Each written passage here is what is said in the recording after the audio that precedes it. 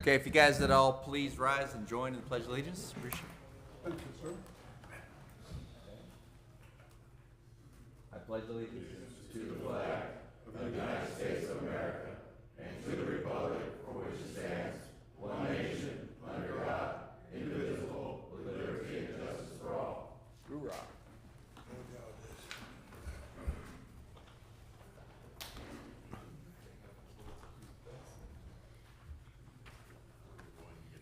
Okay, next, roll call, please. Chair Gutierrez, Present. Vice Chair Poikert, Present. Commissioner Gilbert, Present. Commissioner Esvander, Present. Commissioner Gonzalez, Present. all present, 2 vacancies. Okay, good. Do we have any requests to speak on items not on the agenda? No, sir. Okay, there's no planning commission meeting minutes to approve. Let's go on to our first agendized item, please.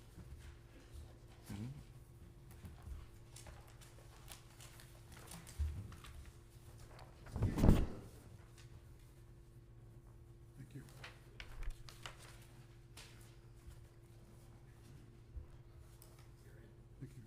you. Where's the button?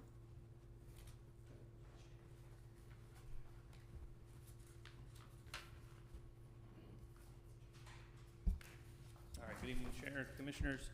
I'll be giving the presentation on the first, or the only public hearing item on the agenda tonight. This is an application submitted by AIREF, Rialto Commerce Center 2, LP. The file numbers for reference are conditional development permit number 2022-0002, precise plan and design number 2022-0001, and environmental assessment review number 2022-0009. So each of you should have a copy of the PowerPoint in front of you, and I'll just go through those slides. So on the first slide here, just showing you the project site. The project site is shown there on the map in the red boundary. The site is comprised of one parcel of land that's approximately 13.83 acres in size. It's located at the northeast corner of Rialto Avenue and Lilac Avenue. It's designated as light industrial by the general plan and has a zoning designation of light manufacturing M1. You can see on the image, image is probably about a year old, but formerly the site, you can see development on it. That was it was previously Orange County Lumber. It was a lumber yard on the site. Those structures have since been demolished. But then also to the north, there is an active rail line that is destined to be the Pacific Electric Trail extension, but was currently an active rail line that serviced the lumber yard. Then to the east, you have the Rialto Police Station. And then to the south, across Rialto Avenue, there's just several various industrial developments. And then same for the west side, across Lilac Avenue, various industrial developments. And so what the applicant proposes to do is to redevelop the site with a 299,780 square foot industrial warehouse building, and then install the associated improvements of paving, fencing, lighting, drainage improvements, and landscaping. Just moving on to the next slide, it shows you the site plan. So the applicant's proposing to place the building a little more on the north end of the site, and then the truck court will be on the south side facing Rialto Avenue. That was purposefully planned that way to have the trucks and the truck activities face south, away from residents in the Bud Bender Park that are further to the north of the site. So this way, all the truck activities, they will be within an enclosed screen wall, concrete screen wall, but still they'll also be separated and directed away from any sensitive uses that exist in the area. Also, as you can see on here, the passenger vehicle parking areas are around the perimeter of the site on the north, east, and west sides.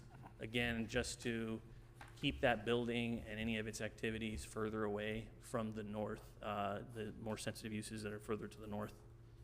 The plan shows that the development will have 199 passenger vehicle parking spaces, which exceeds the amount required by the Rialto Municipal Code. There will be 4 driveways that will provide access to the site. I've indicated those with the red arrows on the map there. There'll be 1 driveway on Rialto Avenue. That's on the east end, the right side of the map there. 50-foot wide. That'll provide access for both trucks and passenger vehicles. However, the trucks would be limited to left in and right out only. So no trucks east of the site on Rialto Avenue. So keeping the trucks west towards the industrial areas. And then there's 3 driveways proposed on Lilac. The top driveway and then the middle driveway you see there, the red arrows, both would be 32 feet in width, and both of those would be for passenger vehicles only. No trucks on those driveways. And then the bottom driveway on Lilac Avenue is proposed to be 50 foot wide. That would provide access for both trucks and passenger vehicles. However, the truck access will be limited to right in and left out only.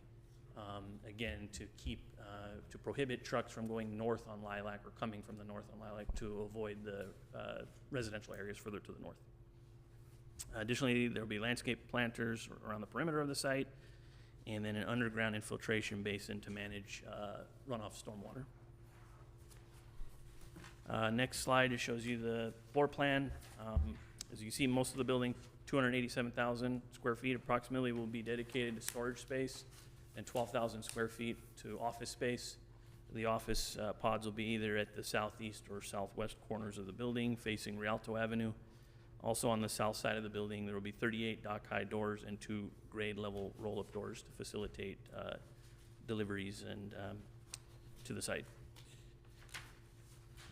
Next slide is I'm just going over the architecture. This image is showing you a rendering. This is a view if you were standing at the intersection of Lilac and Rialto Avenue. So you're looking northeast towards the office.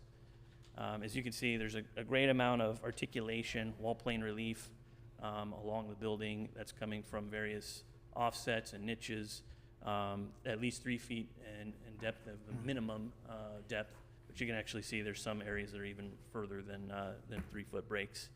And then also height variations from 41.5 feet at the finished floor up to 49 feet. The exterior of the building will be of concrete tilt-up walls. It'll be painted in a palette of 6 colors, various gray tones, and then a white and a blue accent. The building will also feature glazing in the form of vision glass and spandrel glass, reveals on the wall panels, metal accents, and also decorative concrete pillars, just all providing additional accentuation. Next slide showing you the landscape plan.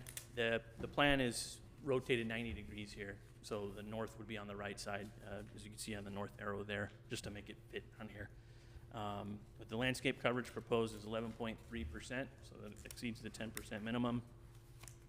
That landscaping, I see a typo in there, excuse me, but it's coming from a 26-foot landscape setback along Rialto Avenue, and that should say not a 44 along Durst, it's a 16-foot along Lilac Avenue. Then also parkway landscaping on both Lilac and Rialto Avenue. The planters will consist of drought-tolerant plants and trees every 30 linear feet, and abundant amount of shrubs and ground cover throughout all the planters. Next, just want to talk about the Pacific Electric Trail. So, as I mentioned, there's that rail line on the north side of the project site. That actually is still considered an active line. It serviced the lumber yard. It's in the process of being decommissioned. And really, because that line was active, that's what prevented the Pacific Electric Trail from continuing east of Cactus. It dead-ended as far as it could go until it hit an active rail line. But this was the only property using that. And so with the redevelopment of this site, that rail service will be eliminated. And now the Pacific Electric Trail can continue eastward from Cactus.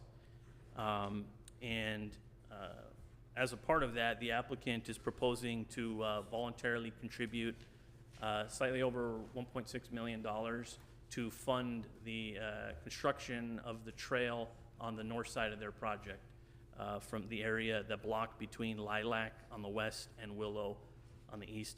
I've shown it there in the red boundary. So they're proposing to voluntarily contribute to fund that construction of that segment of the trail. Next, I'm just going to go into some of the analyses that were done for this project. There was a traffic analysis prepared by Urban Crossroads. The trip generation, it took into account the existing trips from the lumber yard, And then it looked at also trips that would be generated by this project, and it factored in the net difference. So as a whole, the project would be expected to generate up to a worst case scenario, 518 vehicle trips daily. That would consist of 208 truck trips daily and 310 passenger car trips daily. But then when we factor in the existing trips that the lumberyard already had, it would be an increase of 204 daily passenger car trips and 177 daily truck trips. The traffic analysis, which is attached to your agenda report, it analyzed the impacts of the traffic from this project on 17 local intersections. The study concluded that there are cumulative impacts to 4 intersections, those being Cedar Avenue and Rialto Avenue, Cedar Avenue and Valley Boulevard, and then Cedar Avenue and the 10 freeway on and off ramps. The recommended improvements include timing modifications to the existing traffic signal at Cedar Avenue and Rialto Avenue. I'll make a note that there's no fair share being provided for that one. The applicant will complete that mitigation to Cedar and Rialto as a part of this project to bring that intersection into an acceptable level of service. Then the other intersections, Cedar and Valley and Cedar and the 10 ramps, they will be providing a fair share fee towards restriping of existing right-of-way and the addition of turn lanes at the freeway interchange. The total fair share contribution will be slightly over $275,000. That a portion of that fair share fee will also go towards a future traffic signal at Lilac Avenue and Rialto Avenue. Next, I just want to cover the truck routing, just so everyone is clear on where the inbound trucks will be coming from and the outbound trucks will be going. So you can see on this map, kind of near the top right there's the yellow square with the red boundary around it. Says site. So that's where our project site is. And you can see the black line there. That's showing the route that the trucks will take. And so there's conditions of approval in the resolutions tonight that will require that the trucks follow this route. And this route has been specifically planned to avoid sensitive uses throughout the entire area. And so really what the trucks would do is, I'm gonna just say outbound trucks. Outbound trucks would all be required to head west on Rialto Avenue to Cactus Avenue, then make a left to head south on Cactus to Merrill, and then head west on Merrill to Cedar Avenue, which is an established truck route, which then the trucks can go where they need to go to get to the 10 freeway or 210 freeway. The reason why this has been planned this way is that this will avoid trucks going through the neighborhoods to the north of the site, not past Bud Bender Park or the Rialto Cemetery, and also it will avoid having trucks go on that segment of Rialto Avenue that passes Werner Elementary and Rialto Middle School. And then, like I said, the inbound trucks would make the reverse of that exact layout. So this is the ideal truck routing to ensure that the trucks stay on arterials that avoid sensitive uses. Additionally, there was an initial study prepared for the project by TMB Planning. The study determined that the project would have a less than significant impact, subject to the incorporation of certain mitigation measures. As a result, a mitigated negative declaration has been prepared. There was a 30-day public comment period where the environmental document was, a notice was circulated, allowing public review. That occurred from May 15th, 2023 to June 13th, 2023. There were 5 comment letters received during that 30-day period. All of those are attached to your agenda report. There's a discussion about each of those in there. 4 of them were opposition letters to the project. One was from the Center for Community Action and Environmental Justice, then 2 from 2 specific individual residents of Rialto, and then 1 letter was the same letter that was signed by 31 residents of Rialto. And then the 5th letter was just a general comment letter that was received by from the South Coast Air Quality Management District. There were responses prepared and also attached to your agenda report for each of those letters. Just in summary of the project, the project before you tonight, it is consistent with the intent of the M1 zone, which does conditionally permit industrial warehouse uses. The project is also consistent in meeting the standards required by Chapter 18-112, indoor storage facilities, of the Rialto Municipal Code. It's also consistent with the city's design guidelines and the existing industrial uses to the south and the west of the project site. As I mentioned, the site has been designed specifically having the truck court placed on the south side of the building, away from the resident sensitive uses to the north. Trucks will be routed away from the sensitive uses, as I discussed with the truck routing plan, and extensive landscaping will be planted around the perimeter of the site. This is all to minimize impacts from the project and even reduce certain impacts from the previous lumberyard use. The environmental studies that are before you tonight conclude that the impacts of the project will be less than significant with the incorporation of the mitigation measures cited in the mitigation monitoring and reporting program attached to your agenda packet tonight. The project will serve to redevelop and improve an existing industrial site with the highest and best use accommodated by the M1 zone.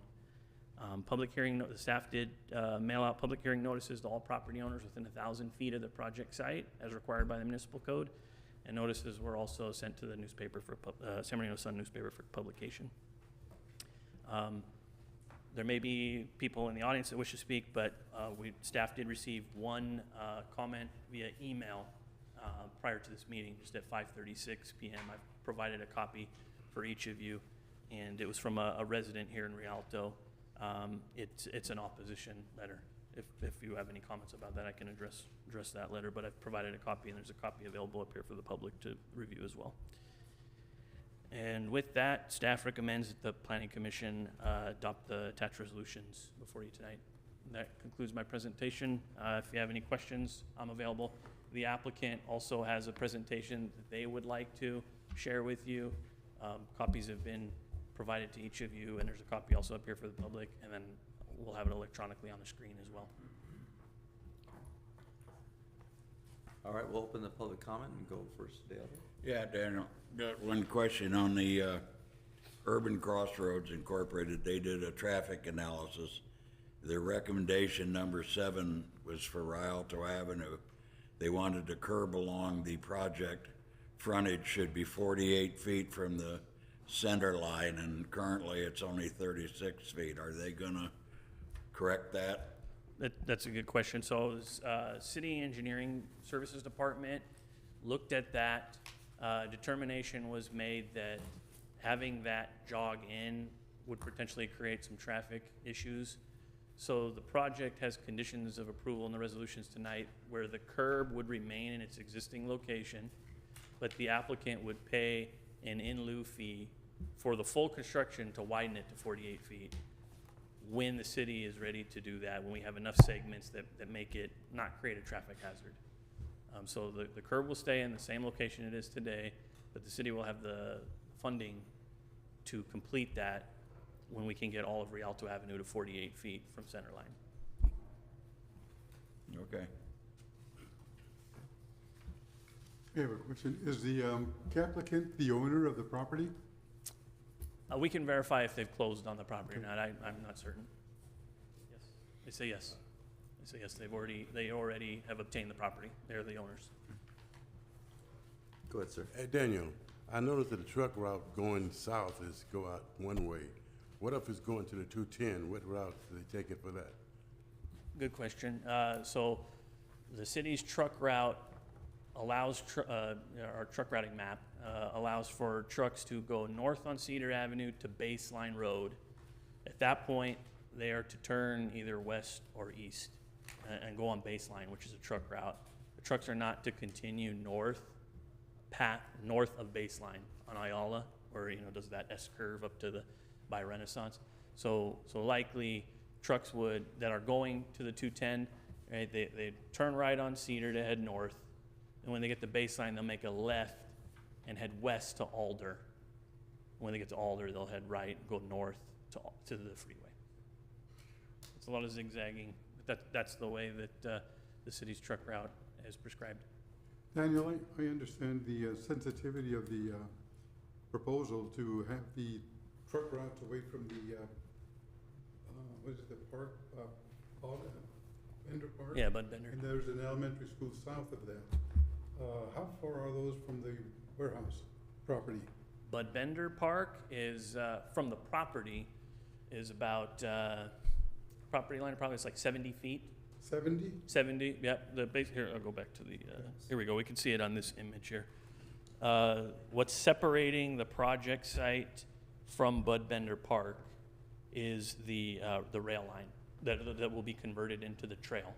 Right. So what we would have, an ultimate finished scenario is we'll have Bud Bender Park on the north, then the Pacific Electric pedestrian bicycle I trail, understand.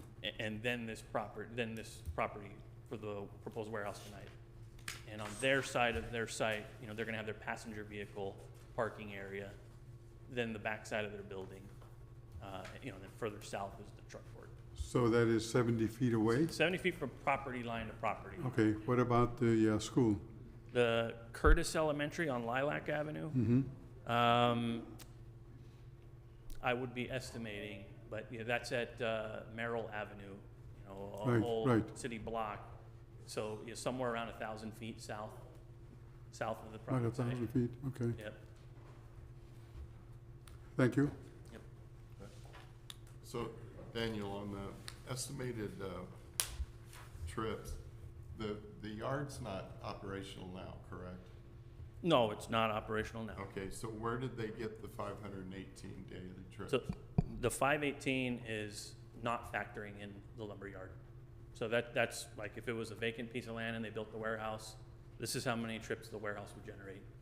When we factor in the previous existing trips right, that the lumberyard did have, we could expect an increase of, as cited here in the presentation, 204 daily passenger car trips and 177 daily truck trips. So this is the best guess. It's the maximum that'll be permitted. There's a condition of approval in the resolution that states this is the maximum permitted, so it will not be more. Very likely it will be less, but it will not be more. And then the other question, with all these new traffic, because it hasn't been active for quite a number of years, right? The lumberyard? Yeah. I would say that the applicant probably can speak better to this actually, but it was still, as far as I know, operational in the last 12 months. It only recently vacated and the structure's demolished. But you don't know how much was, when it was operational, even if it was over the last 12 months, you don't know what percentage that would be? Of their trips? Yes. Yeah, that's, we'd have to do math here, but their trips were 310 minus 204, so roughly 106 daily passenger car trips and probably approximately 30 daily truck trips. All right, and then how does this affect the police station that's there? In terms of what, do you have a specific? Well, you basically had something that wasn't fully active, and that you have a functional police station. Now you are going to have something that's going to be, I would assume, fully active. How does that live with the police station and the fire station? How is that going to affect the traffic flow? So the traffic study, right, looks at all the traffic patterns. We do a level of service analysis for each intersection. And as stated in the presentation and in the analysis, all of the intersections except those four, Cedar and Rialto, Cedar and Valley, and Cedar and the 10, are operating at acceptable level of service. The project, upon completion, will make the improvements necessary to Cedar and Rialto to make that intersection at an acceptable level of service. The other intersections, they'll be contributing their fair share fee. The initial study also does look at and discuss impacts to emergency services. The study concluded that there will be a less than significant impact, that this will not impede emergency vehicles from being able to utilize the local streets. All right. I have a couple of questions still. So, in that area, obviously, I know it's not as ideal. It's still centrally down in the heart of the city. Because we have a flood of so many warehouses, do you know if the city looked at high-density housing there, maybe? I'm not aware of any like specific project that was looked at there. The developer did, or not, no, the environmental consultant did an analysis of air quality emissions. That was to the extent that we looked at high-density housing and what the impacts would be of an alternative use on the site, just in that regard, where it was determined that that would actually result in even higher greenhouse gas emissions than the project would generate. That's the extent to which I'm aware of that any high-density housing was looked at. So on the, I know with the conditional permit dictates the truck traffic route, but I don't know if we could even entertain, because they all have that route. Like I don't, to avoid like a Target Part 2, where there's a financial penalty to the owner of the building, regardless of who's driving the truck for that company. If there's a truck being delivered or leaving intended for that site, and they're found to be another street, to impose, I don't know, $1,000 per occurrence fine of some sort. I don't know if that's even possible. Probably not.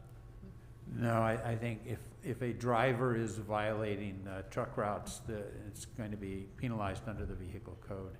I don't believe the city would have the ability to impose a fine on the property owner or the operator of the business.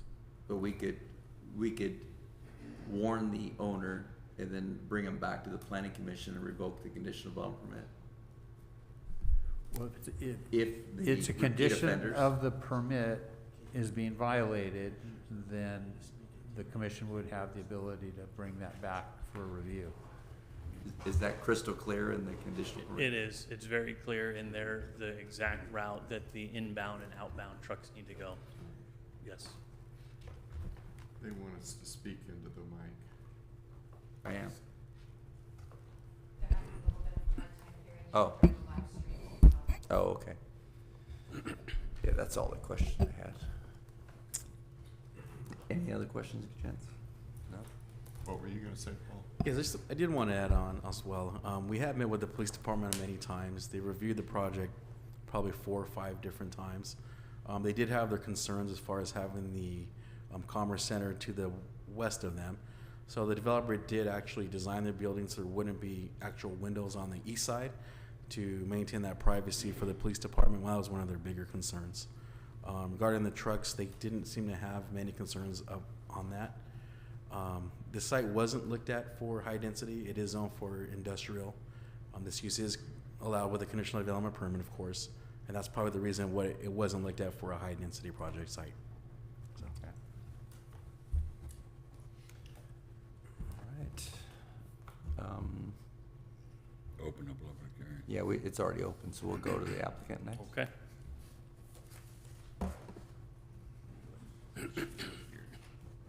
I'm concerned about the width of that road.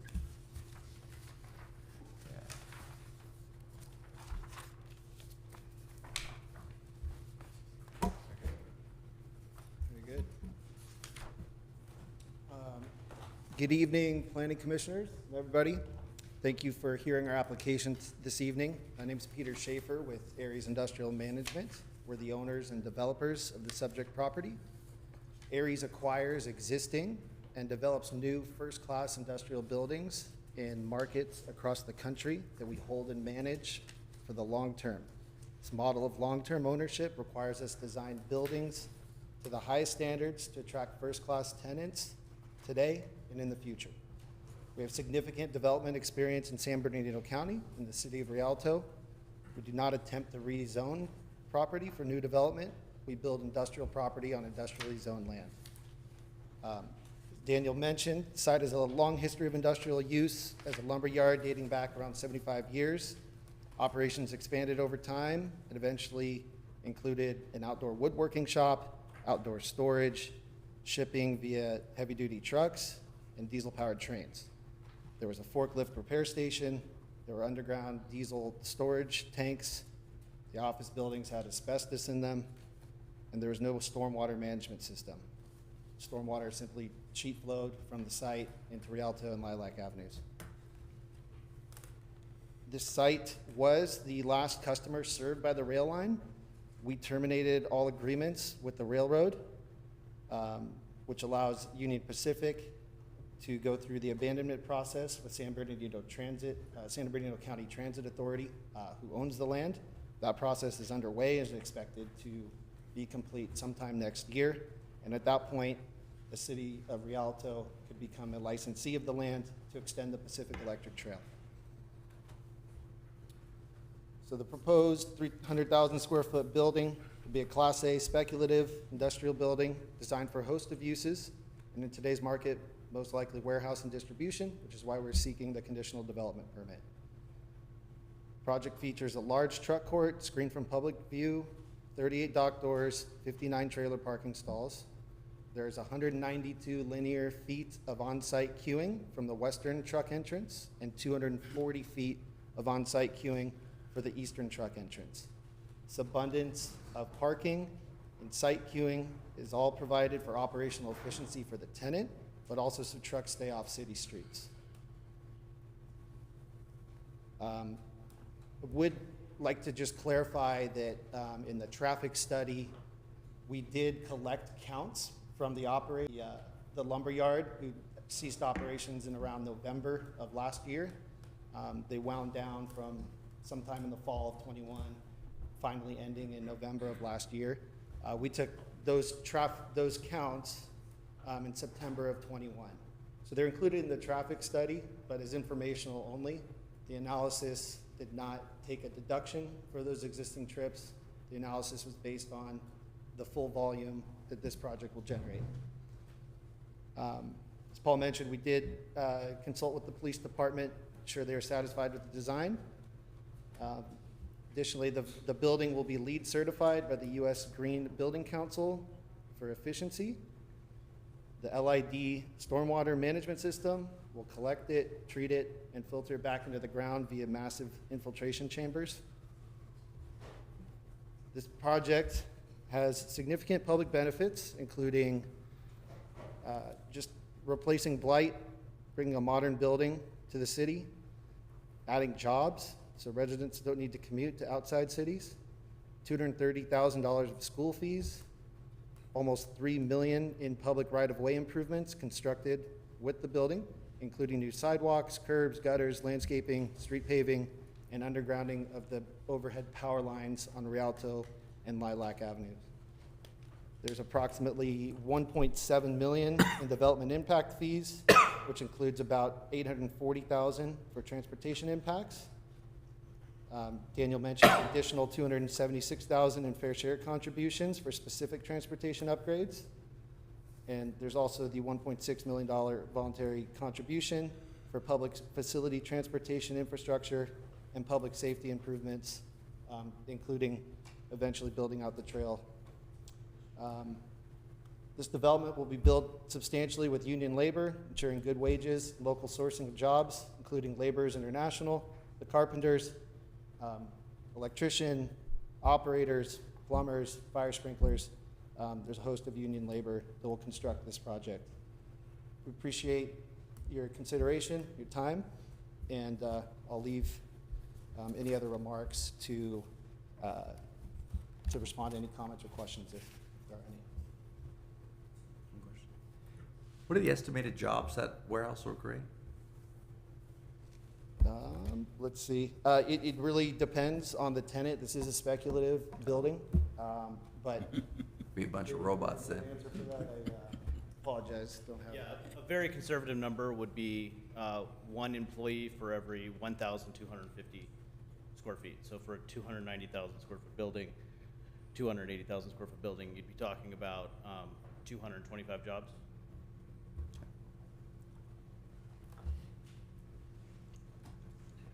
Can you say this is speculative owner, tenant? So that means we do not have a specific tenant identified. We build what we think are the best building features that are very flexible. These types of buildings are among the most flexible buildings you can build and can host a variety of uses.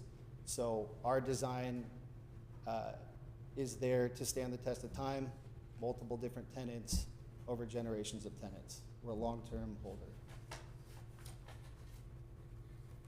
I'm not opposed to warehouses, but I am concerned that we're building too many warehouses in the area.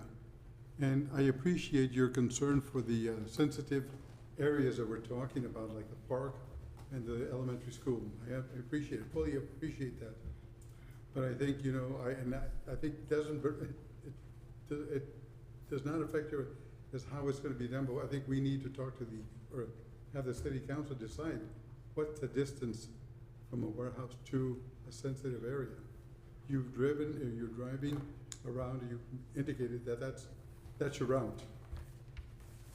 And I'm aware of that, so that's my concern. Yeah, I would just say from the property line to the park is a short distance. From the dock, from the loading area, take a dock door, so the farthest north outside operation to the park is about 500 feet. Also mitigated by the building itself. There are other municipalities that do consider and have specific guidelines for these types of setbacks from sensitive receptors. Fontana is one that had recently adopted one. It's 300 feet. The County of Riverside also has their good neighbor policy, which prescribes 300 feet as well, which, when factored into the technical reasoning for those setbacks, is actually pretty conservative. The studies we've seen show that the emissions dissipate over around 200 feet. So at 500 feet, we're exceeding thresholds of other municipalities that have closely considered that. And I think more recently you've had, in Fontana, they're considering changing one of these projects or looking over them. I shouldn't say changing, but they're going to consider some development property, warehouse development that has been on the mark, and they're gonna, I guess, this week or next, they're going to review that, at least for that property. And that's where I'm concerned. You know, I don't mind warehouses, but I want business. But I want our older citizens and our young kids, because they're the ones that are gonna be left here. Those that survive, you know, you gotta have some means of protecting them. Sure. I can't speak to the specific project you're mentioning in Fontana, but as to the other concerns, I'm not sure what those are. I can speak to air quality or traffic, what. Some of it has to do with that, another is just the overabundance of warehousing. But- I can only say this is, you know, on industrially zoned land, and these buildings, as I mentioned, these are among the most flexible you can build. So over time, could this be a different use? Absolutely. If it's not a warehouse building, it doesn't need that massive truck yard. You can fill that with auto parking, take out the dock doors, you put in glazing, you have a nice window line. These are really flexible buildings. The column spacing 60 feet, so you're talking about 3,000 plus square feet in between a free open span space between columns.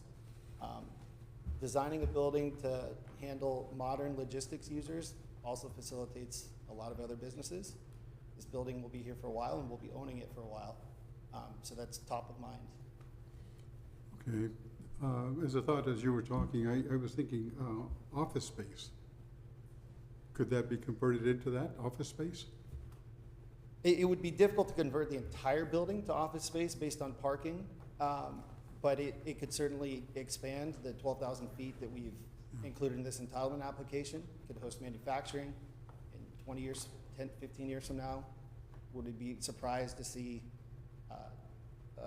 a bunch of 3D printers producing products and shipping them out of the site? We don't know that. This building could handle it. It is, but we are here to seek the, warehouse logistics use, not trying to obscure that fact, but just saying that that's not the only thing this building can do. Okay. Thank you. Okay, do we have anyone who wishes to speak on this item? Yes, we have 11 Danny, speakers. yes. You have Go ahead. something to say? Well, I was just gonna add to your question, Commissioner Gonzalez, about the setbacks. If the city had setbacks for warehouses to the park, and the answer is yes. The municipal code does have provisions specifically for citing criteria for warehouse developments. The first citing criteria are the zones where they're allowed. And the M1 zone that this property is zoned is one zone that allows them. So that's the first siting criteria. Does the zone allow it? The answer is yes, allows it with a conditional development permit. And then the next thing is when they're laying out the building, designing their site, are there any sensitive uses adjacent to the site or near it? If there are adjacent, the municipal code does prescribe setbacks for the building. Now, this site is not immediately adjacent to the park to the north, right? It's separated by what will be the trail. That said, the applicant, the way they've cited it, far exceeds the setback as if they were adjacent. The minimum setback required by the municipal code is 1 foot of distance for every foot of height of the building. So the building is, as I mentioned, and they're up to 49 feet. So at minimum, the building needs to be at least 49 feet away from the property line that divides it in the sensitive use. However, they've got their parking field there. And so their building alone is about 70, 80 feet from the northern property line. And then you have the trail, another 70 feet. So you've got about 140-foot distance, which far exceeds the requirements. And one other additional siting requirement is the placement of the truck court. And the truck court's required to face away from those sensitive uses. And that's why it's been placed on the south side, so that it will not be facing the park, any residents further north. As far as all the siting criteria, this project before the commission tonight, it meets and exceeds all of the criteria established in the Rialto Municipal Code. Okay, thank you. And just add, I did a rough estimate, and the truck bay would be roughly 400 feet away from the park, where the trucks will be. Thank you.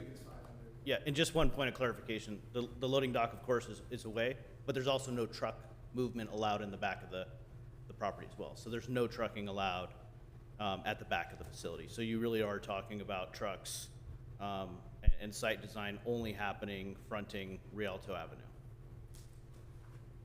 Okay, thank you, guys.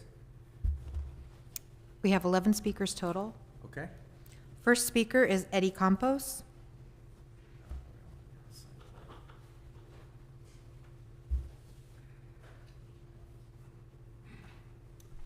Good evening, Planning Commissioner. My name is Eddie Campos. I'm a proud member of the Southwest Mountain States Regional Council of Carpenters. Along with the nearly 800 members that live in the area, I'm here today to speak in full support of Rialto Commerce Center.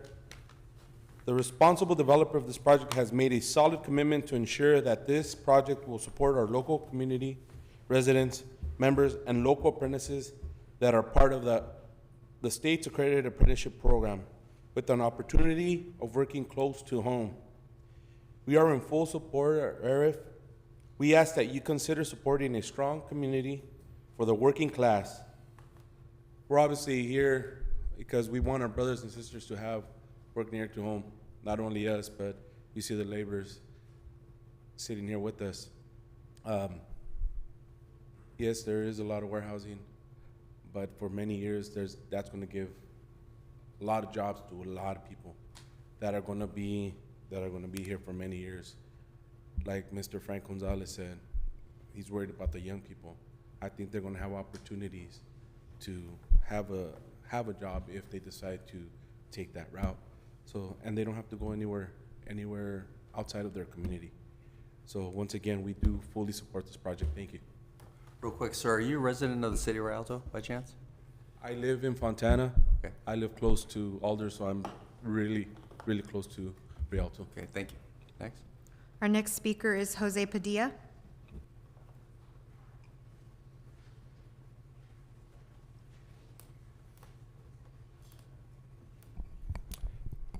Good evening, everyone. My name is Jose Radillo. I am a proud member of La UNA, Laborers International Union North America. And I am here to voice my support for this project. It was a project just like this one 19 years ago that gave me a second chance in life. I have matured, and now I am a productive member of society. La UNA enabled me to attain the skills needed to succeed in today's economy, creating a pathway into society, bridging the gap between poverty and middle class. Yet, I am certain that this project will present that same opportunity to someone else This project will provide jobs for the community. It will give work to our brothers and sisters. When you have a developer working in conjunction with unions, skilled and trained workforce, you can assure that this project will be done professionally and on time. Utilizing our workforce, we will receive fair pay, a health care, and most important, a dignified retirement. In short, having the developer work together with the community as a whole, it is a win-win for everyone. I 100% approve of this project moving forward. I implore you also to support this project. Thank you. So are you a citizen of the city of Rialto? Or you reside? No, I do not. But Okay. you know, we travel. When job is done, we travel all over Southern California. That's how we stay busy all through the Oh, year. no problem. I'm just trying to find, Yes. determine who lives here, actually. No Thank you, sir. all right. Next speaker is Alex Zamora.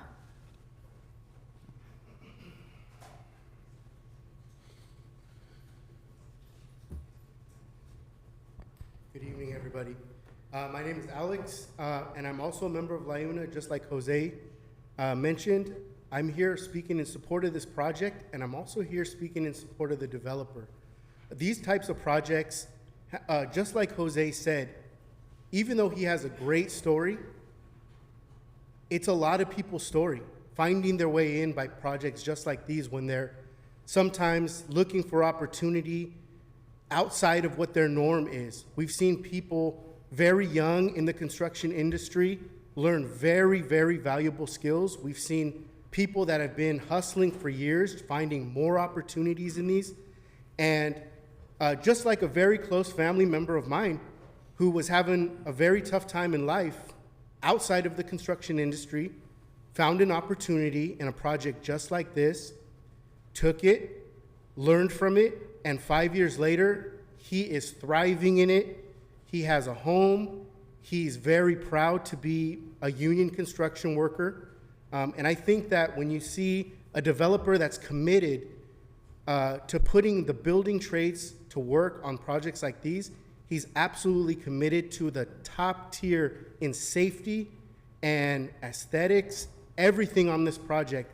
They want to make it the best of the best. And in this area, over 500 members in Rialto alone will have the opportunity to go to work on one of these projects and stay off the roads, get home sooner, not have to risk falling asleep, or even if everything is perfect, the dangers out there from other people driving, it alleviates all of that. There's so many positives that come with this, and I hope we can find a way to move this forward.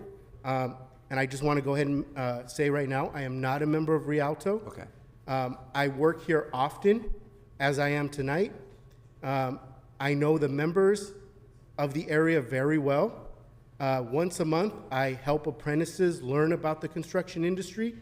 And I just want to say that I really, really am rooting for this to pass, and I hope we can get started on the building very, very quickly. Thank you so much for the time, and God bless. The next speaker is Rafael Leguido.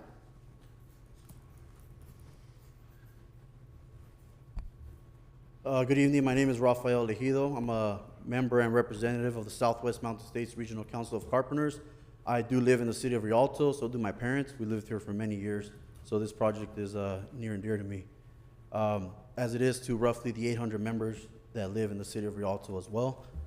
We were Carpenters Local 909, so we cover San Bernardino County. And like I said, roughly 800 members live in Rialto.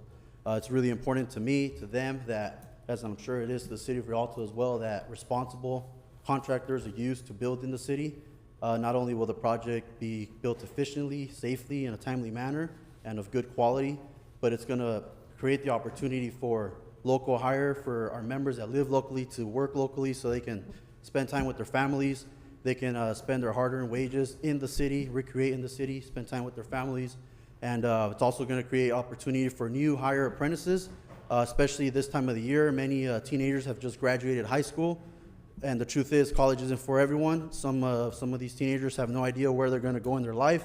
They don't know what direction they're going to go. It could be good, it could be bad, but this right here creates the opportunity for them to start life on the right foot, to earn some good wages and benefits so they can someday raise a family with dignity, earn a livable wage, and be a solid member of society and the city of Rialto. I think this is definitely a positive growth for the city, and on behalf of myself and the 800 members that also live here, I ask that you approve this item so that it moves forward. Thank you. Excuse me, you have an apprenticeship program through your union, right? Yes, sir. Where is that located? It's state accredited apprenticeship program. We have many training centers throughout Southern California, and we actually have the closest one here in Ontario, California. In Ontario? In Ontario, yes. So you're recruiting from the area, from Rialto, the young trainees? Yeah, we recruit from different cities, and since we're located in the Inland Empire, and we oversee San Bernardino County, we definitely create opportunities for everyone in all those cities. Okay. So definitely Rialto is one of our priorities. Okay. Thank you. Thank you. Thank you. Our next speaker is Marvin Norman.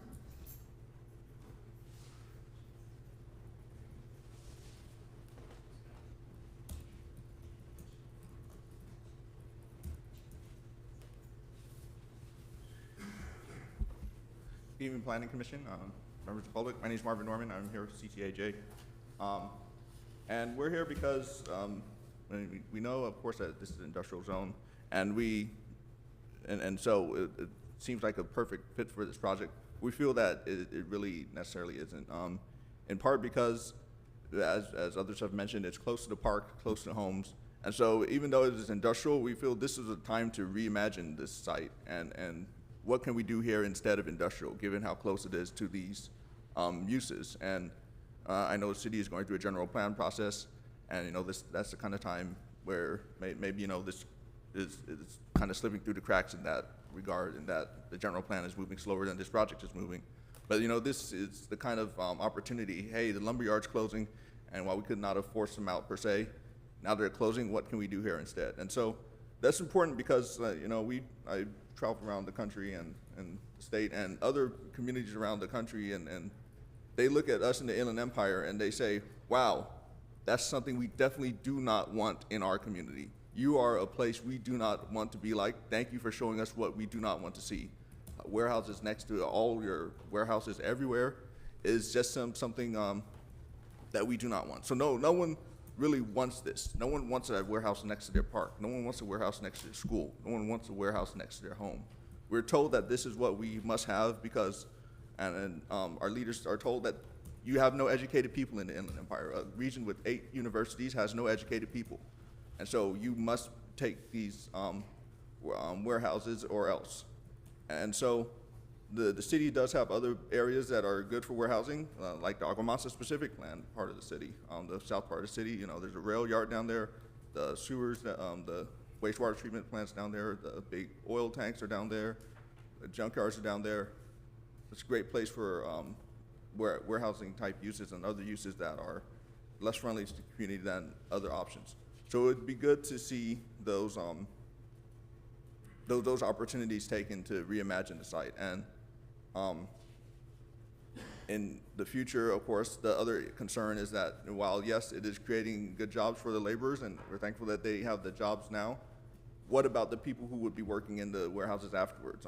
We're told that there are that the jobs are so many jobs per square foot. I believe that the rate I heard was 1 job per every 1,250 square feet, which is up from a couple years ago when I would hear about 1 job per every 1,000 square feet. So these things are automating. They're getting fewer and fewer jobs as time goes on. And we're getting to the point where at some point, they'll build them and then they'll have 3 people inside while the robots run around.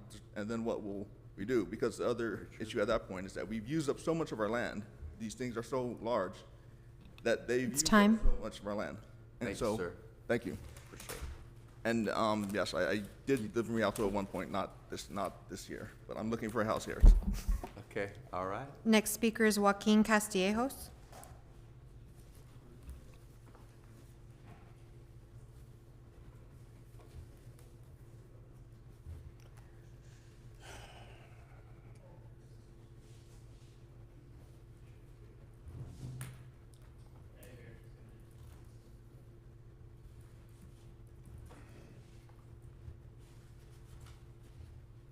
Good afternoon. My name is Joaquin Castillejos. I am here representing the Center for Community Action and Environmental Justice, and I am a resident of Bloomington, and I'm here too to support my friends and family who live in Rialto. Thank you for this opportunity, Planning Commission. I would just like to start off by saying that this warehouse has the potential to negatively impact the surrounding community and residential areas. The increased traffic, noise pollution, and potential environmental hazards associated with such a project are unacceptable, particularly when they encroach upon the tranquility and well-being of our homes and families. We urge you to consider the detrimental effects this project will have on our quality of life, including potential environmental impacts, safety concerns, and disruption to the peaceful ambience of the community. Moreover, the proposed warehouse development's proximity to our parks raises additional alarm bells. Our parks serve as a vital green spaces where families gather, children play, and residents find solace in nature. Encroaching upon these cherished areas with an industrial development project not only disrupts the sanctity of these spaces, but also threatens the health and safety of those who frequent them. We firmly believe that the preservation and enhancement of our parks should be prioritized over profit-driven endeavors.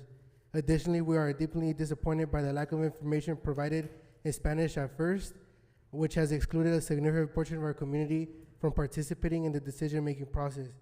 I would also like to say that this project, although this is an industrial land, there has been a lot of cases where industrial lands have been changed or downzoned into either parkland, preservation lands, or residential.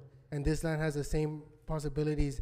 60 years ago, this was turned into a lumber yard, and 60 years ago, Rialto looked a lot different than it does now. And I think now we are in a different space. We are in a different time where this area can be converted in a space that the community can enjoy, park goers can enjoy, and residents of Rialto can enjoy in essence. And there's a lot of opportunity here, especially how close it is to City Hall. It's right next to the police station, and I think it's not a lie when I say that when you allow one warehouse in, more warehouses continue. Just like what happened in Pepper Avenue, that land was rezoned, and just this morning in the economic development meeting, another warehouse wants to come into that same area. So if you approve this warehouse tonight, it's not going to be far away that more warehouses will come into the same area, and because that warehouse is already there, it will be easy to approve those same warehouses. So I would urge you today to deny this warehouse, make a complete, comprehensive environmental impact report to address these new concerns, and not base it off 60, 80 years ago when this land was industrial, when it was a different city. It's time. And this land was different. Thank you. Next, please. Next speaker is Jose Borroquez.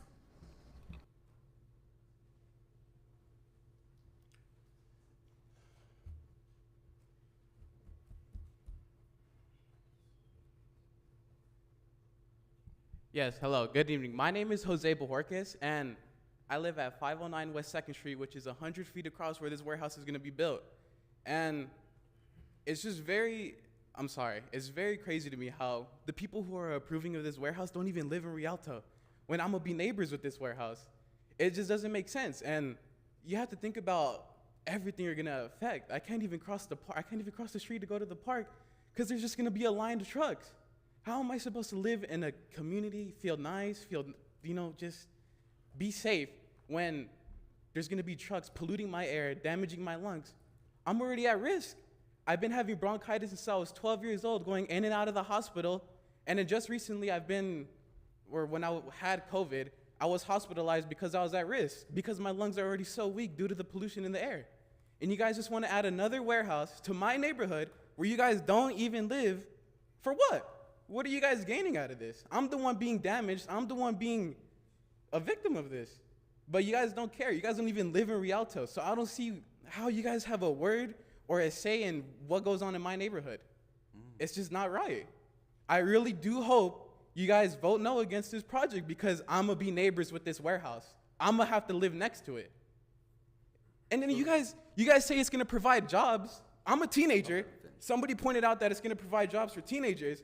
I don't see myself working in a warehouse for the rest of my life, breaking my back in harsh working conditions for what? All right. Sir, So, can I sir, say I'll- something to you right now about that? I Huh? live here. I've lived here over 50 years, Yes.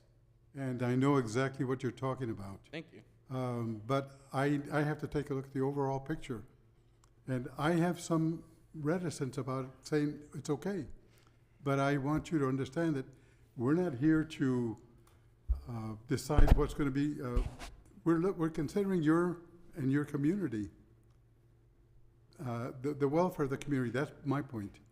We're looking at that as a part of our responsibility. Do you have anything more to add? And I'll kind of answer some of your questions. Are you Yeah, done? go ahead. Answer my question. Yeah, so just to kind of simplify the process a little bit more, we are an appointed body by the council to review projects that may desire a conditional development permit, meaning they meet the standards, but they're trying to seek a condition in addition to what's already zoned and approved.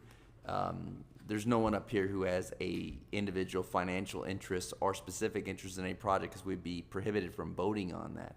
So the comments you're hearing are for construction workers who support coming to work here, mainly, and the owner. You're getting the thought process and comments mixed up. So, yeah, so you understand. See, because you're directing your comments toward us, and we're sitting here have to listen to this to exercise our best judgment after taking everything in. Okay. Your best judgment is what you're telling me, that you're just gonna.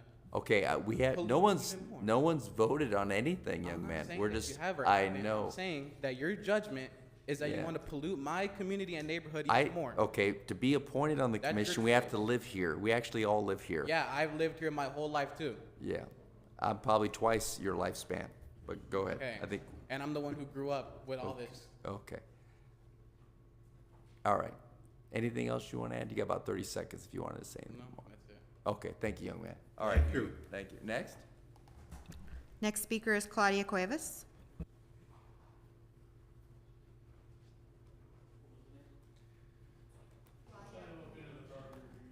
Claudia Cuevas. All right. Yes, ma'am. Hola, buenas tardes. Hi, I don't speak Spanish. Ay, necesito intérprete. Solo hablo español. No, I don't speak Spanish. Pero creo que muchas de las personas que están aquí hablan español.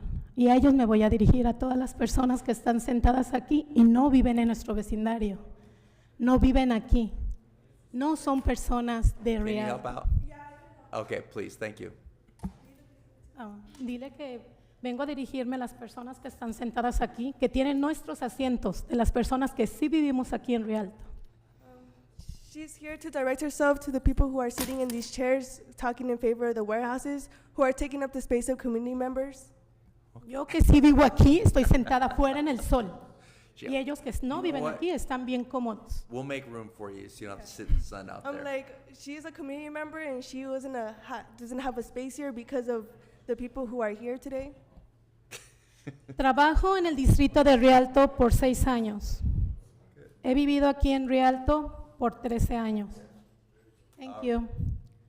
He vivido aquí en Rialto por 13 años. Vengo aquí, ayer no pude venir, también por la razón de la warehouse de la Pepper. She works for the Rialto School District and has lived in Rialto for more than 13 years. And yesterday she wasn't able to be here because she was also trying to fight against the warehouses being built in Pepper. Peleé por el semáforo de la calle La Pepper Avenue. Peleamos por 3 años para que nos pusieran un semáforo en la calle, en la avenida La Pepper. Her and her other community members have been fighting to put a stoplight by Pepper Avenue for more than 3 years. Hasta que nos machucaron a 4 niños. 4 niños pusieron el semáforo. Until 4 kids were ran over, they finally approved the stoplight.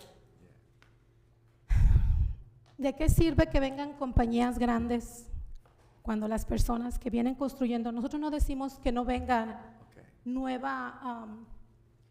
trabajos a la comunidad? Claro que no, no estamos en contra de los trabajos, pero cuidamos a nuestros hijos. Son nuestros hijos a los que machucan, los que se enferman y los que caen en el hospital.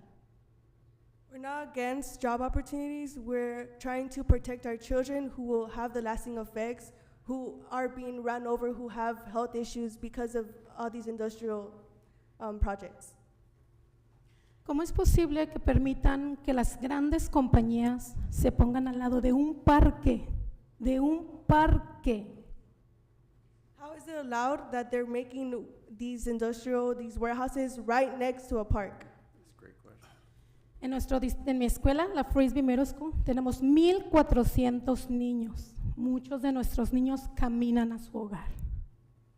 In the school that I work at, Frisbee Middle School, there are 1,400 kids, and many of them walk to school. Wow, 1,400 now? It was 400. ¿Qué va a pasar cuando las compañías abran sus grandes camiones, pasen por nuestras calles, por nuestros hogares, por nuestra comunidad? Ellos no viven aquí. El problema es para nosotros, como padres y residentes de Rialto. What's going to happen when there's an influx of truck traffic and other traffic? And when our kids are trying to walk home, it's going to be a danger for them, and it's now a problem for the parents and the residents who stay here, whereas these workers will go back to their homes. Me da mucha tristeza y escuchar a las personas, sí vienen defendiendo algo, ellos su trabajo, sí, uno está bien, su trabajo, pero ellos no viven aquí. Yes. Ellos no son residentes de esta comunidad, no pueden hablar, a ellos no les va a gustar que vayan al lado de su casa y les hagan una compañía, claro que no les va a parecer, ellos van a pedir su hogar, van a cuidar sus hijos, es lo mismo que estamos haciendo nosotros como comunidad. Defendiendo a nuestros hijos, el derecho de nuestros hijos de vivir bien, respirar un aire limpio y como papás estar tranquilos de cuando ellos salgan a las calles o al parque. Sorry. These people are here defending their work, and that is honorable in a way, but we're here defending our community and our kids. This project has lasting effects, and we understand that they're trying to protect their family, but we're here protecting our community as well. Por favor, piensen en nuestra comunidad, en nuestros niños, nuestras personas mayores, por favor. All right. Gracias. Thank you. Time is up. Daniel, can you go outside? Maybe we can get some of these young guys to give up a seat for women out there that are residents, if there's any left in there, maybe? Get them out of the heat, out of there. Thank you. Thank you. Gracias. Thank you. Our next speaker is Maria Elena Hernandez.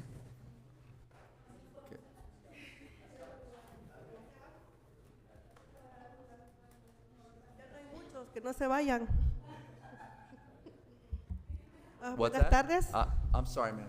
It's going to allow extra time for the interpreter, so it's Yes, giving them a few extra please, minutes. yes. Okay. Go ahead. Buenas tardes. Yo no soy de aquí de Rialto, pero vengo de otra comunidad en la cual hicieron bodegas que nos están ahogando. ¿Y para qué tanta bodega si ni le dan trabajo a la comunidad? Están poniendo robots que ellos están haciendo todo por el ser humano. Al último nos vamos a comer unos a otros. That's a lot for a translate. Did you get all that? I am not from Rialto, I'm from Bloomington, but I'm here in support of my community members because I come from a town that has suffered with the influx of warehouses. And what is the need for warehouses when many of the jobs in the warehouses are being, have machines and other things taking jobs that are for humans, so there's not that many opportunities. Por eso vengo a decirles, hay tantas, en las orilladas de los freeways hay muchos terrenos vacíos. ¿Por qué no van ahí? ¿Por qué en medio de la comunidad? Para afectar a nuestros niños, a nosotros, nuestro cuerpo. Yo no estoy en contra de los trabajadores, es un orgullo tener trabajadores. Estoy en contra de que se metan aquí a nuestras comunidades. There are many warehouses and empty land in the outskirts, and instead they're trying to build something right here in the middle of the community. I am not against the workers, I am against projects like this in the middle of my community. Yo he andado por muchos lugares, yo viajo y veo tantos lugares, hay muchos lugares desiertos, y de verdad quieren trabajar, que vayan a lugares desérticos, que allá que los fructifiquen. Where I work, I travel a lot and I see a lot of empty lands that warehouses can be built in, and maybe it will be more used there than here where it can cause harm, and there it might have all these opportunities that these people are speaking of. ¿Y por qué no hacen un centro recreativo donde agarren jóvenes que no se echen a perder, que no terminen en drogas? Ese es el bien para la comunidad. Que trabajen ahí haciendo centros recreativos con organizaciones que ayuden en programas. Eso es lo que tienen que hacer. Instead, they can build educational facilities, community facilities where teens have opportunities to grow and to have spaces where they can get support instead of going into drugs or other issues. Y les voy a decir una cosa. Ayer y antier andaba buscando trabajo para un sobrino. Ahí anduve todo el área de Riverside, por Bloomington, el Rivino. Hay muchas bodegas que están activas y muchas que están vacías, están empty. ¿Por qué no ocupan esas bodegas primero, antes de andar haciendo otras? O a ver, ¿por qué no le van a hacer casa al pobre o a los mismos trabajadores que le hagan su casa si tienen mucho dinero para invertir? Ese es el bien de la comunidad. And just to let you guys know, yesterday I was by Riverside Avenue, Aguamansa, many of the surrounding areas, looking for work for a nephew, and there was not really any opportunities, no work, and there's many warehouses that are empty, and they should try to fill those up more, use those instead of building more. Todos esos lugares están cerca de aquí, hay suficiente trabajo para la comunidad y vacías, y están hermosas las bodegas. Ahora que empieza a construir la casa de cada uno de los trabajadores, eso es lo que tienen que hacer con tanto dinero que tienen. Those warehouses are empty and those can be filled instead of creating more. How would they like it if they start building on top of their homes? Y ya no puedo decir más porque ya lo saben. Pónganse la mano en el corazón, hagan conciencia. Porque nosotros en Bloomington nos estamos ahogando con tantas bodegas que están altas y no puede uno ni respirar, ya no llega el aire igual. Y ahora ya hay contaminación, antes no había. Nos movimos de Los Ángeles para estar libre de contaminación y ahora tenemos que huir de ahí. I'm going to leave you guys with this. I'm just going to say that please, if you guys have a conscience or have mercy on the community and vote on this with your community in mind. We left Los Angeles trying to find better living conditions, better air quality, and now we're suffering from this again. Es todo lo que le voy a decir. No somos enemigos de ustedes, constructores. No somos enemigos, al contrario, estoy orgullosa de sus trabajos. Estoy enemigo que anden haciendo bodegas en medio de la comunidad. Hay muchos lugares por los freeways que están vacíos. Ahí tienen que hacerlos. And that's all I'm going to say. I'm not an enemy of you guys. I respect that you guys are here to work, and I just want better opportunities for my community. Thank you. Gracias. Thank you. All right, next speaker, please. Our next speaker is Helen Castillejos. Oh, okay, all right. Aren't you exhausted over here? No, go ahead. I think a lot of the community members have said what a lot of the concerns are. Something that I want to talk about today, well, I am also a Bloomington resident, and I know the effects of the excess building of warehouses, and I'm here in the favor of my friends and family who live here in Rialto, many of them who live right in front where this supposed item is going to be built. And right here, there's many workers, but there's very little community members, and this is not the fault of the community members because they don't care, it's because a lot of them don't know. As somebody mentioned earlier, 70% of the population is monolingual Spanish speakers, and they don't have access to this information like others do. The only reason why I knew about this and why I'm here in Rialto is because of North End 210 and CCEAJ. They let us know they have helped like Spanish speakers, but we haven't heard anything from these developers or anybody else because obviously they don't want us to know because they know if the community members know, they don't want this in the middle of their communities. We just hope that you guys vote with the community members in mind, and that's it. Thank you. All right, anyone else? 3 more. Our next speaker is Giovanni Aguilera.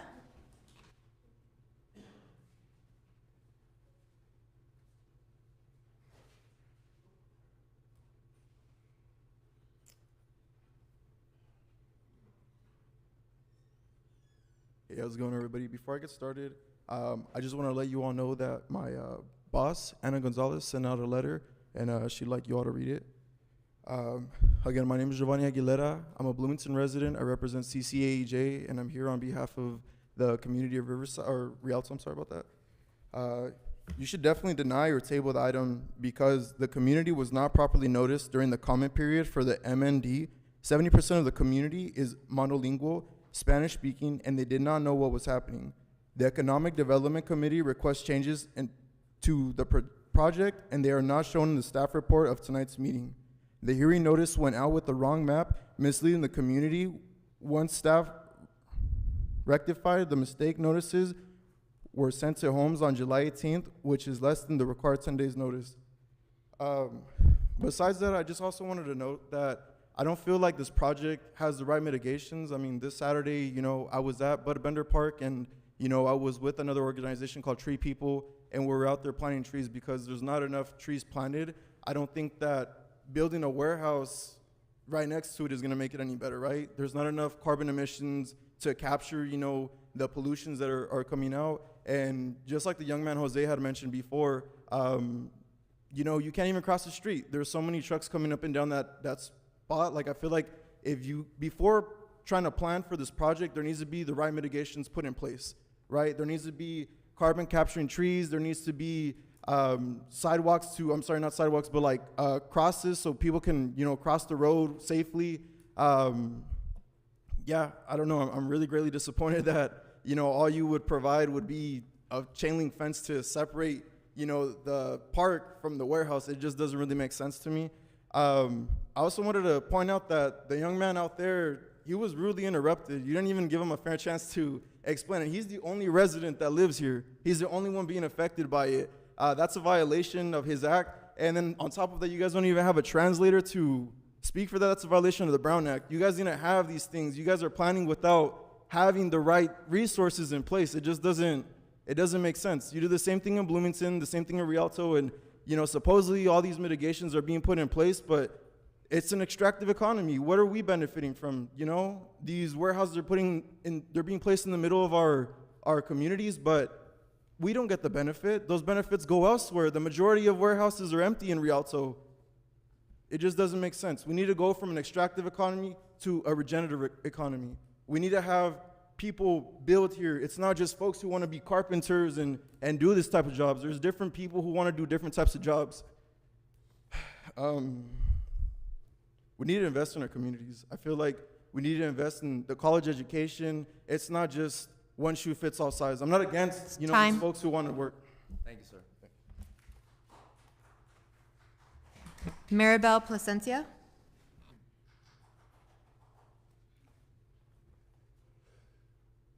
Hello, good evening. I'm here representing my neighborhood. I live down the street from where you start planning to build the warehouse. I'm here to represent my neighbors, which most of them speak Spanish, and I do feel unrepresented here because, again, the excuse was I don't speak Spanish. That's why they're not here. They feel unrepresented, and they feel that they don't have a voice themselves to really say what they think, that this is not right. I'm also collecting signatures because on behalf of my neighbors, I'm here to representing them. There's about 4 blocks around on 2nd Street, June Street, 3rd Street, so all that area, I'm here to represent them. The reason being that I'm here too, it's because I'm a mother, and my kids go to the middle school, Rialto Middle School, and the Warner Elementary. I was informed that the routes for trailers trucks to come to the warehouses, they had to come from Cedar down Rialto. That means they had to cross down Rialto Middle School and Warner Middle School. I have seen myself every time I drop my son to school how bad the traffic is, and I'm pretty sure you guys know, or I don't know if you guys are informed, but you guys had already placed cones in the middle of the road so parents would not make the wrong turn to go into the school when they're running late. Those cones, they tried it several times to the point that the city, I believe, they give up because they get run over. Because I have seen trucks on the warehouse right next to Warner Elementary where they go past the limit during a school time, and they don't even realize that there's kids going in their bikes, they're walking, there's a lot of families walking, besides the contamination. Not only that, I believe you guys already approved another warehouse by Cactus and Rialto, which I was part of the committee too, trying to stop that because there's traffic, there's contamination, and they put the kids at risk as well. Now you guys approved bikes for the city. You know that that's not gonna be safe for the kids either, to be riding bikes with all these trucks crossing by. Also, you guys said that they need more resources for teenagers. Most of the representatives here, they're teenagers, they're young kids. And I do see that there is recreational activities for them, but they're expensive. They pay, most of them cost $75 each month to be on swimming classes, to have karate, to have other things which our community cannot afford that. So instead, why we don't build a recreational center there where it's affordable for them? One of the gentlemen, I believe it says that he works for, I don't know, for a center that provides the resources for kids and help them to develop a career. I know school is not for everybody, but it's also that our community, ourselves at least Hispanics, some of them, their parents are not educated. They don't know what education is about. But how about some mentors? How about someone that can guide them through the way? Time. Thank you, ma'am. Thank you. Thomas Ruiz.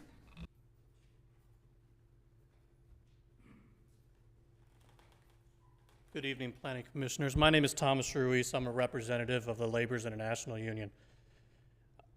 I'm curious to know if it's legal to ask residents or community members of where they live. That would be for our city attorney. I believe our group of folks, we were here last night with over 30 members that lived here in the city of Rialto to make sure that they spoke. They were standing outside for over 5 hours in the sun. I think we need to do a better job of improving our facility here so that we can host residents and community members all together. But we stayed outside all day to make sure that our voices were heard. And many of them were unable to speak because they had to leave. So they got up because they had to get up at 3 in the morning this morning to go to work. See, our men and women that belong to our trade, they work for a living. They're not at mommy and daddy's house. They wake up at 3 in the morning to get to work to wherever that workplace is. Sometimes we hope that it's in the city of Rialto, but oftentimes it's not. Sometimes it's in Orange County. Sometimes it's in LA County. That's where they pay the better wages. That's where they give the better benefits. We fight for these jobs all the time because we do want to work close to home. We do want to be able to spend more time with our families. This industrial project and industrial projects locally have provided that opportunity for men and women in the construction industry. This is not a fly-by-night, just go to a job and hopefully you make a decent living. No, this is a construction career where men and women put into a pension plan with the one day that they're able to retire. And they have to go from one job to the next to build that career. It's not like going to work at, McDonald's and you go there and you go to work there every day and you're gonna get paid there. No, we go where the work is to earn those benefits and that pay and that wage, and we learn a skill.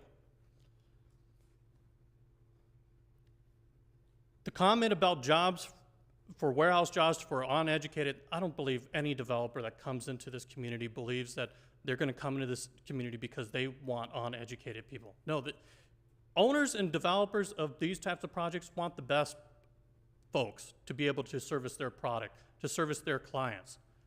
I just blows me away when those comments are made. No one thinks that. If anything, we need to encourage more folks to look at different avenues. College is not for everyone. We do know that college is not for everyone. The trades is a path for men, young men and women to learn a skill so that they can continue to provide for themselves over and over again. And that's what we provide. So for those that are looking for work, go to laborerstrainingschool.com and put in an application, and let's get you in the apprenticeship program so you can help start building your community, not tear it down, and start moving this city forward. Time. Thank you. Thank you. Do you have any other speakers? John Shardlow. Good evening, Jonathan Shardlow. I'm going to wear a little different hat here. I'm with NAOP, Inland Empire. Obviously, I represent the developer as well, but I'm the Legislative Affairs Committee Chair of NAOP IE. And I just want to correct a few statements that have been made. First, kudos to staff. They went above and beyond your noticing requirements and noticed in Spanish. So the posting that went out was in Spanish, and we support that. We support a zone change or ordinance change in order to do that. We obviously support Spanish interpreters as well. You know, my comment to the clerk during one of the speaker's times was that she should have 6 minutes, because that is, you know, what's common when there is a speaker that has an interpreter, so that she gets her full 3 minutes, she or he. There was a comment about traffic going by the schools. EDC, City Council, staff have worked on several projects in that vicinity, including 2 on Spruce, which dead ends into Rialto, basically right in the middle of Werner Elementary and that other adult school, and have established a truck routing program in order to ensure that there is no truck traffic. In addition, there's been several community benefit agreements recently that provide enhanced code enforcement dollars, resources, not only to hire an employee specifically for that, another full-time employee in the city, but vehicle and you know, all those resources. And then there's been a lot of comments about, you know, air quality and why a warehouse, and this is going to have a worse health impact. First and foremost, I believe this use will have a better, is a cleaner use than what was there before. And in the slides, there is a, specifically with respect to this exact acreage of site, this is AQMD zone data. If you run the numbers that you would run under CEQA for a medium density, not even high density, but a medium density residential, or a shopping center, you'd have 3 times the amount of PM 2.5, PM 10. Those are an ozone, carbon, the air quality contaminants that have an impact. And so, you know, warehousing is actually one of the cleanest land uses. Do trucks have worse emissions than vehicles? Of course. But there's a lot more vehicles that are associated with the shopping center coming and going, as opposed to a warehouse that has, you know, trucks going, normally not in the peak time, and then vehicles that arrive, you know, in 4-hour, 8-hour shifts. And there was a comment about air quality getting, well, my time's up, but thank you. It's time. Thanks. Next. That was the last speaker. Okay, good deal. All right. Move to close the public hearing. Second. All in favor? Aye. All right. Do I have a- Move to adopt the attached resolution Exhibit L, M, and N, thereby adopting the mitigated negative declaration prepared for the project, and thereby approving the redevelopment and reissue of the existing 13.83 acre industrial site, assessor parcel number 0130-191-09, with a 299,780 square foot industrial warehouse building and associated paving, landscaping, fencing, lighting, and drainage improvements, subject to the findings and conditions therein. Second. All in favor? Aye. Aye. I'm opposed. No. No? So 3-2, it carries, right? Okay.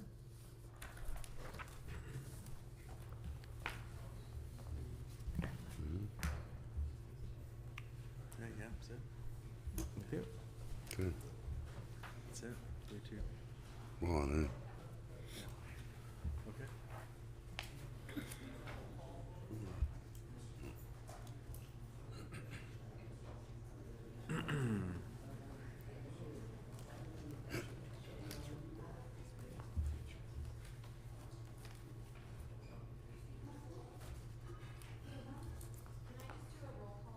Yeah.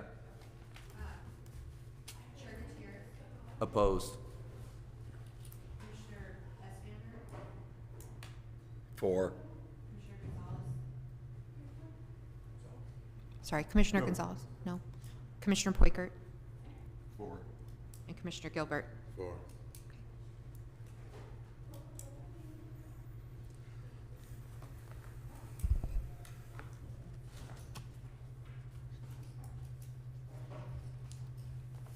Can I say something to the rest of the commissioners?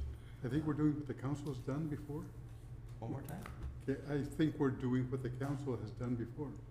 Don't listen to the community, but the vote has been okay for you guys? Yeah. I oppose. Yeah, I oppose too with you, but that's the, this goes to the council will have the final say, right? Oh, it won't? No, this matter, this doesn't require council approval because it's located in the appropriate zone. It doesn't require zone change or a specific plan or anything, so your action is final and the project is approved. Okay, all right. Yeah. It is what it is. All right, what's next? It was 3-2 in support.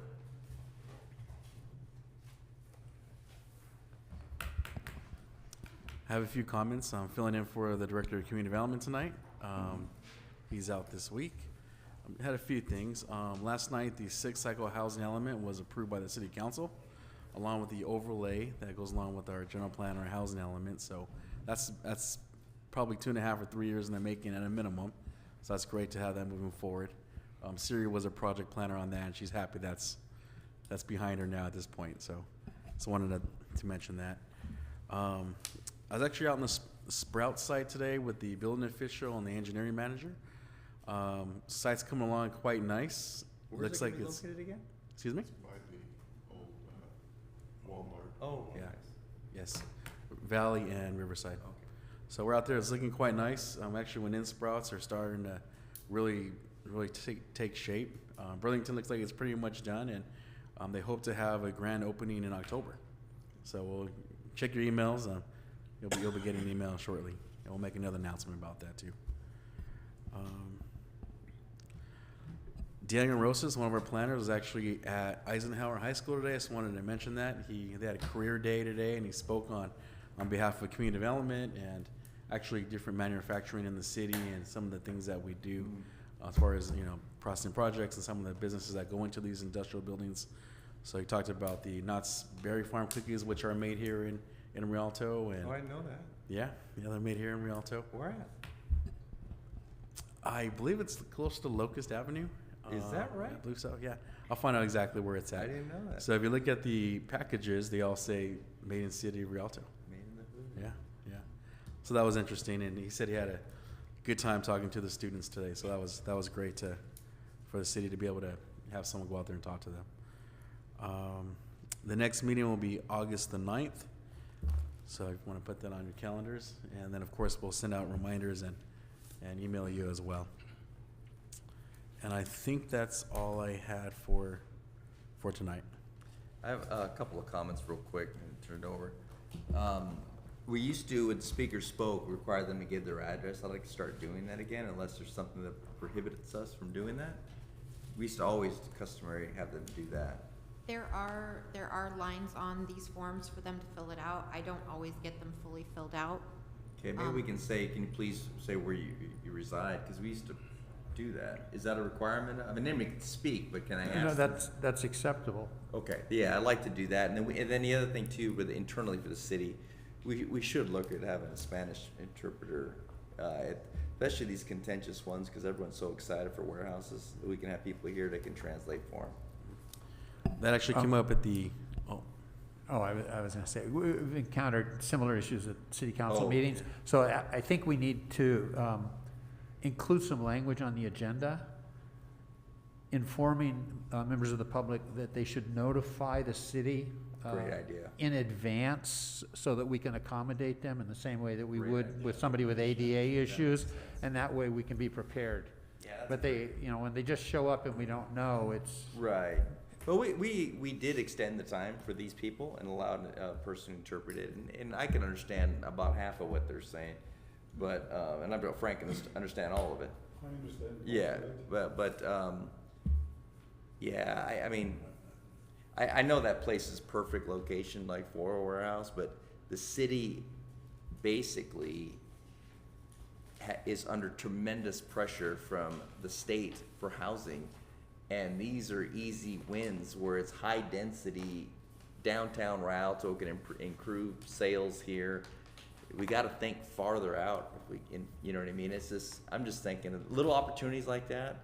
We should be taking advantage of them.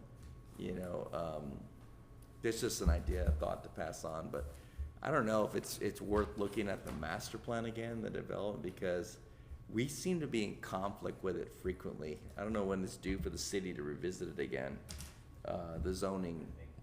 Yeah, the last general plan update was adopted in 2010. Typically every 15 and 20 or 25 years would be due. Yeah, I think that the dynamics of point of sale and retail and all these things have changed drastically in the last decade. I would recommend, you guys would recommend that to the council to do it, or whatever, you got Mr. Garcia, I just noticed, as interim city manager for the city of Rialto.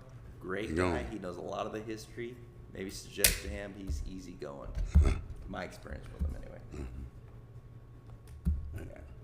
He might be open to that, because we've been in conflict with this thing for a long time. Here anyway, at least the citizens are.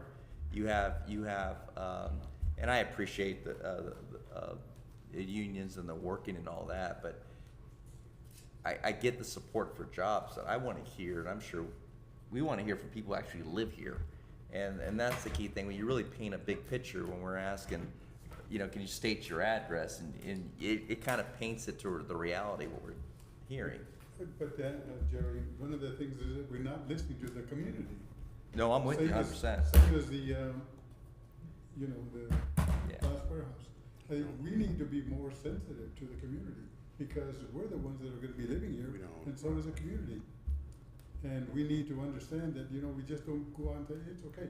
I don't have any problem with warehouses, as long as you're further away from downtown, because we're under the gun to get some housing. And it's not, That's the issue. we need to do our effort to make that happen. Because I enjoy, or I think warehouses are good, but we have them all over the place now. We should have what I call a warehouse zone. Yeah, any, Yeah, I other want a commissioner? question. Sir. I want to ask you a question. Sometime when we come in here, there's people who are against the project.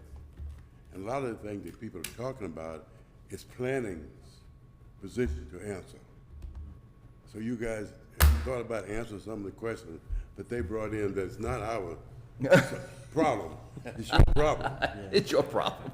Well, I believe the chair did a good job of answering the young man's questions, and I was gonna see if we could have him finish his comments first, and then we can answer. We extended his time. He clearly got in 3 minutes. No, he got more than enough time. That, He did. So, but yeah, I was gonna say we could. Typically, you hear them out, let them speak, and then we could address them or not. I'm glad you clarified that. We're here to hear everybody's side, and we're gonna make a decision. It's not our stance what the audience is saying. So I'm glad you said that and clarified that. But yeah, it is plan makes a recommendation, of course, and I'm glad you clarified that for him. So okay, good. I don't have anything else, gentlemen, unless you guys do. Robert, do you have anything? Comment on that issue, that it's certainly the discretion of the chair and the members of the commission, but it may be appropriate to try and mitigate any back and forth between the commission and the people that are speaking. And when they raise questions, tell them that a member of the planning staff will meet with them outside and address their issues instead of getting the back and forth inside here. Great suggestion. I thought of that after I spoke. Yeah, no, great, because you can't win with arguments like that. It's just best to divert it. Yeah.